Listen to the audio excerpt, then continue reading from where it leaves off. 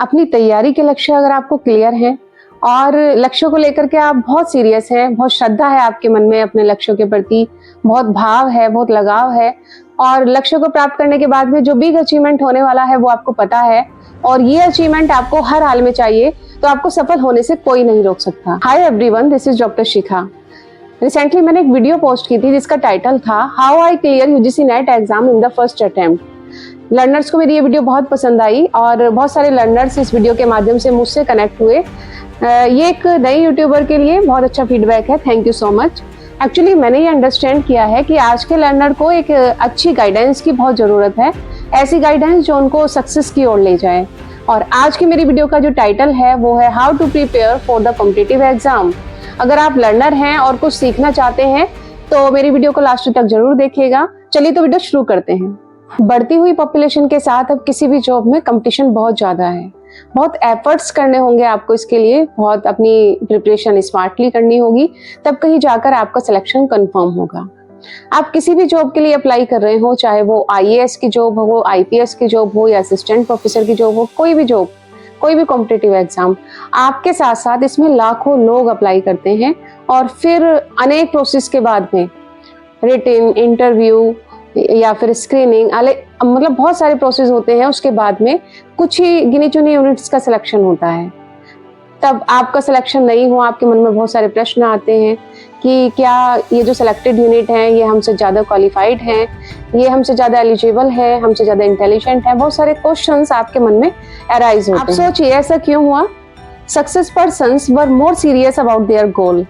जी हाँ, लक्ष्यों के प्रति गंभीरता सिर्फ और सिर्फ एक ही रीजन था, एक ही वजह थी जिस वजह से ये यूनिट, ये जनरल यूनिट स्पेशल हो गई, क्राउड में से अलग हो गई और सिलेक्टेड हो गई।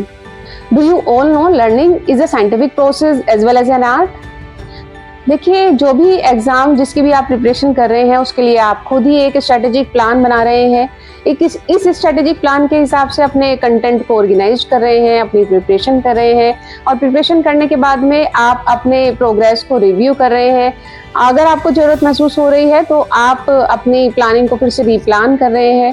तो ये सब जो आप कर रहे हैं ना, अपने लिए पूरी स्ट्रक्चर स्टडी की जो भी आप प्लानिंग कर रहे हो या इम्प्लीमेंटेशन कर रहे हो, आप खुद ही कर रहे हो। लर्निंग करना एक आर्ट है और लर्निंग को एक साइंटिफिक प्रोसेस इसलिए हम बोलते हैं क्योंकि हमें लर्निंग करने के लिए सिस्टमेटिकली ऑर्डर में साइंटिफिक स्टेप्स को फॉलो करना होता है और तभी हमारी लर्निंग बहुत प्रोग्रेसिव वे में आगे बढ़ती है और हमें सफलता की ओर ले जाती है। मैं अपने पर्सनल एक्सपीरियंस से, अपनी रिसर्च स्टडी से आपके साथ में कुछ ऐसे टिप्स शेयर करने वाली हूँ, ऐसे स्टेप्स बताने वाली हूँ जिनको फॉलो करके आप अपने एग्जाम की प्रिपरेशन इफेक्टिवली कर पाएंगे। कभी कभी हम दूसरों की एडवाइस से या फिर दूसरों को कॉपी करके अपने लिए कुछ सोच लेते हैं, कुछ करने की सोच लेते हैं। वैसे तो ये बहुत नेचुरल है, हम दूसरों को देखकर बहुत कुछ सीखते हैं, पर अगर आपने दूसरों की एडवाइस से अपने लिए कोई एग्जाम की, हमें भी ये एग्जाम क्रैक करना है ऐसा सोचा है, या दूसरों को कॉपी करके आपने किसी एग्जाम के लिए फॉर्म डाला हुआ है,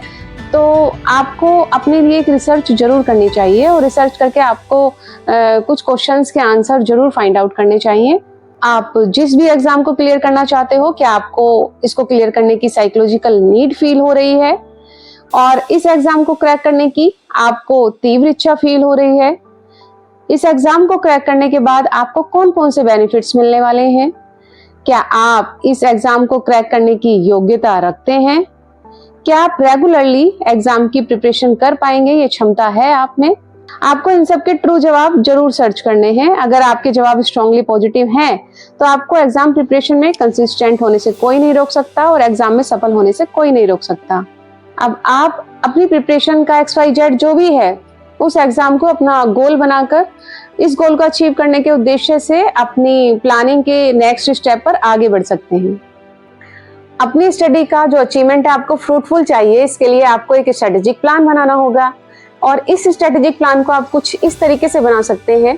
सबसे पहले तो आपको अपना एक वीकली स्टडी शेड्यूल बनाना होगा और इस वीकली स्टडी शेड्यूल में आपको डिफरेंट टॉपिक्स को कवर करने के लिए कुछ स्पेसिफिक टाइम स्लॉट ये आपको अरेंज करने होंगे। अपने पूरे दिन में से आप अपनी सुविधा के अनुसार अपने टाइम स्लॉट का सिलेक्शन कर सकते हैं, उनको आप लिख लीजिए अपने स्टडी शेड्यूल में। फिर आप अपनी स्टडी को कुछ इस तरीके से प्लान करेंगे जो आपका ज़्यादा प्रोडक्टिव वाला टाइम है, जिसमें आप ज़्यादा अलर्ट होकर सीखते हैं। उस टाइम में आप अपने वीकर सब्जेक्ट को कवर करने की कोशिश करेंगे, वीकर टॉपिक को कवर करने की कोशिश करेंगे। और जो टाइम आपके लिए लेस प्रोडक्टिव है या ऐसा टाइम जिस टाइम में आपको बहुत ज़्यादा मतलब पढ़ने का मन नहीं करता है, आपको बहुत ज़्यादा नींद आती है, उस टाइम में आप अपने जो आपके इंटरेस्ट वाले टॉपिक हैं, इंटरेस्ट वाले जो आपके सब्जेक्ट हैं, उनको कवर करने की कोशिश कर सकते हैं। इनसे रिलेटेड अच्छी बुक्स का कलेक्शन हमेशा अपने पास रखें, इन्हीं बुक्स से पढ़ने की कोशिश करें। ऑनलाइन या ऑफलाइन जैसे चाहे आप स्टडी कर सकते हैं, ये आपकी पर्सनल चॉइस है, ठीक है। और हमेशा कोशिश करें कि आप जो भी आपका कंटेंट है उससे रिलेटेड ऑथेंटिक इंफॉर्मेशन ही गेन करें। स्टडी करने के लिए हमेशा एक ऐसे एनवायरनमेंट का सिलेक्शन करें जिसमें किसी भी प्रकार का कोई डिस्ट्रैक्शन ना हो, कोई आपको डिस्टर्ब ना करे। आपको एक ऐसा एनवायरनमेंट चाहिए जिसमें आप बिना किसी इंटरप्शन के, बिना किसी डिस्टर्बेंस के कंसंट्रेट होकर अपनी स्टडी कर पाएँ, पूरे फोकस के साथ अपनी स्टडी कर पाएँ। स्टडी करने के लिए कुछ एक्टिव लर्निंग टेक्निक्स होती हैं, उनका इस्तेमाल ज़रूर किया करें। इससे आपका कंसंट्रेशन बना रहता है और साथ ही आपकी कंसिस्टेंसी भी आपकी प्रिपरेशन में बनी रहती है। ये टेक्निक कुछ इस तरीके से हो सकती है, जैसे सेल्फ डिस्कशन आप कर सकते हो और चैप्टर को समराइज कर सकते हो, क्वेश्चनिंग कर सकते हो। और अगर कोई पर्सन आपके घर में अवेलेबल है तो उसके सामने आपने जितना भी कंटेंट स्टडी किया है उसको टीच करके आप दिखा सकते हो। और इसके अलावा आप जो भी आप पढ़ते हो उसकी प्रैक्टिस कर सकते हो, रिवाइज कर सकते हो। तो ये सारी एक्टिव लर्निंग टेक्निक्स हैं, इनका इस्तेमाल जरूर किया कीजिए। इससे आपकी कंसिस्टेंसी ब्रेक नहीं होगी स्टडी करने के दौरान और आपकी हमेशा अपनी प्रिपरेशन में कंसिस्टेंसी बनी रहेगी। डिफरेंट टाइम स्लॉट में, जैसे कि आपने पहले ही अपनी प्लानिंग की थी कि आज मुझे इतने चैप्टर पढ़ने हैं, तो क्या आप उन चैप्टर्स को पढ़ पा रहे हो, उन टॉपिक्स को कवर कर पा रहे हो? ये जानने के लिए आपको अपनी प्रोग्रेस को रिव्यू करना बहुत ज़रूरी है, टाइम टू टाइम मॉनिटर करना बहुत ज़रूरी है। और इससे आपको ये पता चलता है कि आपकी जो लर्निंग है वो डायरेक्शनल वे में, प्रोग्रेसिव वे में आगे बढ़ रही है या नहीं बढ़ रही है। और अगर नहीं बढ़ रही है तो कहीं ना कहीं आपको अपने स्टडी प्लान में चेंज करने की आवश्यकता है, स्टडी प्लान को रीप्लान करने की आवश्यकता है।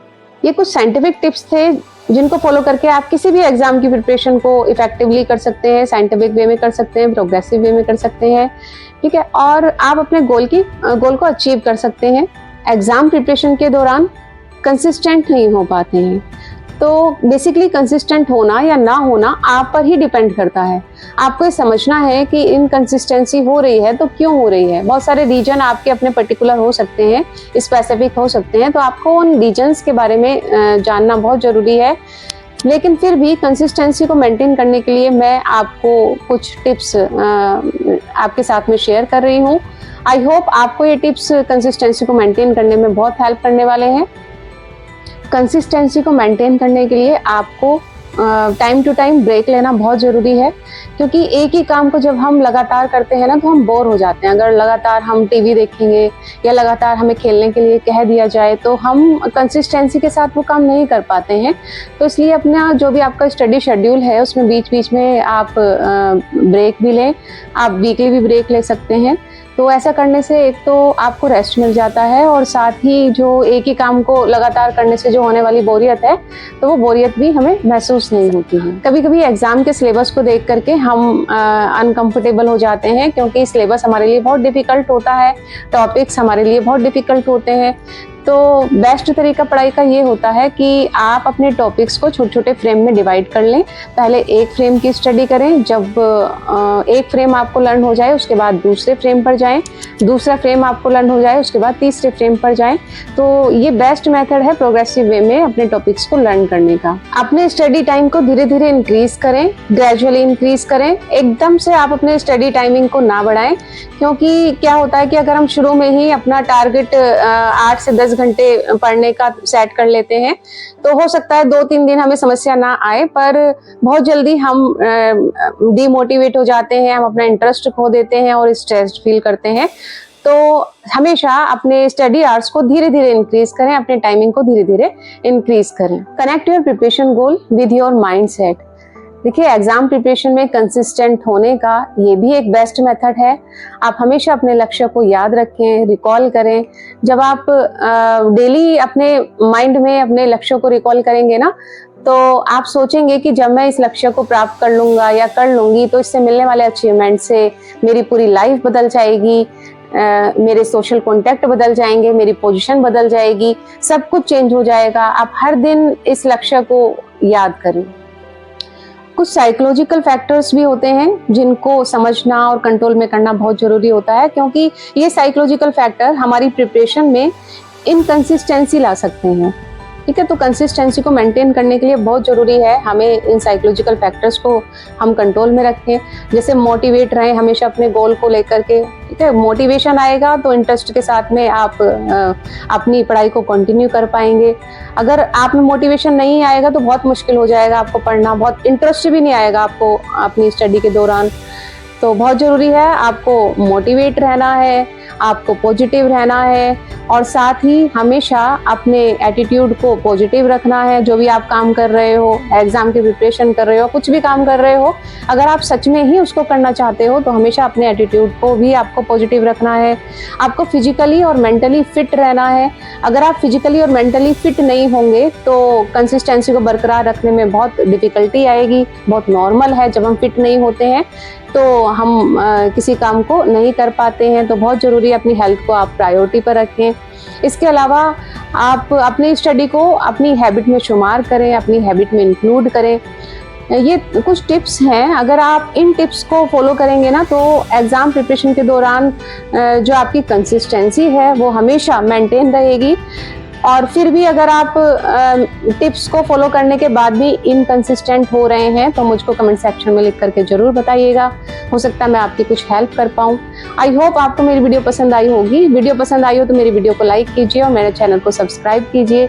मिलते हैं एक और इन्फॉर्मेशनल और मोटिवेशनल वीडियो के साथ में। तब तक के लिए जय हिंद, जय भारत।